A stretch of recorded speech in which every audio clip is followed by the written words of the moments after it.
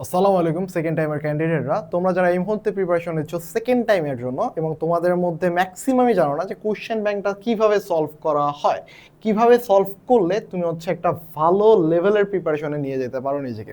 তো question bank শুধুমাত্র question solve করাই না, কোশ্চেন জাস্ট আমার একটা কোশ্চেন আছে কোশ্চেন সলভ করলাম এমনটা কিন্তু না। এবং কোশ্চেন ব্যাংক কেন সলভ করা জরুরি, এর প্রধান রিজন হলো ম্যাক্সিমাম অফ ইউনিভার্সিটির কোশ্চেন প্যাটার্ন সেম হয়, কোশ্চেন প্যাটার্ন সেম হয়।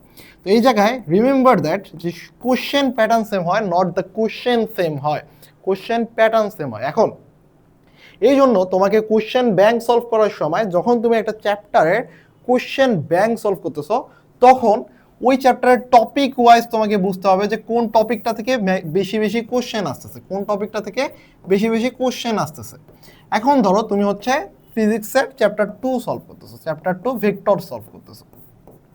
এখন ভেক্টর সলভ করতে যে তুমি যে দেখতেছো যে ডট গুণন এবং ক্রস গুণনের উপর অসংখ্যবার কোশ্চেন আসছে, যে ডট গুণন যে তোমার দুটো ভেক্টরের মধ্যবর্তী কোণ কত, অথবা ক্রস গুণন থেকে অসংখ্যবার কোশ্চেন আসছে। তো তুমি যখন এটা দেখতেছো তার মানে এই টপিকটা তোমাকে কোনোভাবেই স্কিপ করা যাবে না, দুনিয়া উল্টাই গেল এই টপিকটা তোমাকে পড়তে হবে। তো খাতার মধ্যে লিখে রাখবা যে ইম্পর্টেন্ট টপিক তুমি যখন যে চ্যাপ্টারটা পড়বা সেই চ্যাপ্টারের ইম্পর্টেন্ট টপিকটা তোমাকে বুঝতে হবে। তো এই যে যেমন ডট গুণন, অথবা তোমার আপেক্ষিক বেগ থেকে কোনো কোশ্চেন আসতেছে কিনা, অথবা নদী নৌকার ম্যাথগুলো আসতেছে কতবার আসতেছে, সেই টপিকগুলো তোমাকে লিখে রাখতে হবে এবং সেই টপিকগুলোকে তোমার ক্লিয়ার একটা আইডিয়া থাকতে হবে। শুধুমাত্র একটা কোশ্চেন সলভ করলাম ভাই, নদী নৌকার উপর একটা আমি কোশ্চেন সলভ করে ফেললাম, তাহলে কিন্তু কোনো লাভ হবে না। তোমাকে ওই টপিকটার উপর ক্লিয়ার কনসেপ্ট থাকতে হবে, যাতে করে তোমার যে কোনো ধরনের এমসিকিউ আসলে তুমি ওই টপিকটা থেকে অ্যান্সার করে আসতে পারো।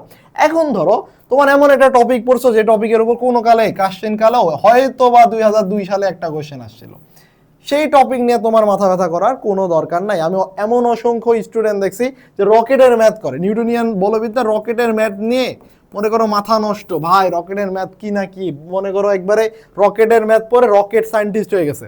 এরপর যে দেখলো যে পরীক্ষার হলে জীবনে রকেটের থেকে ম্যাথই আসে নাই। তো তুমি যে 2 ঘন্টা 3 ঘন্টা অনেক বেশি পড়লা ডিটেলসে রকেটের ম্যাথের, তোমার লাভটা কি হলো? কোনো লাভ হলো না, 2-3 ঘন্টা ওয়েস্ট অফ টাইম।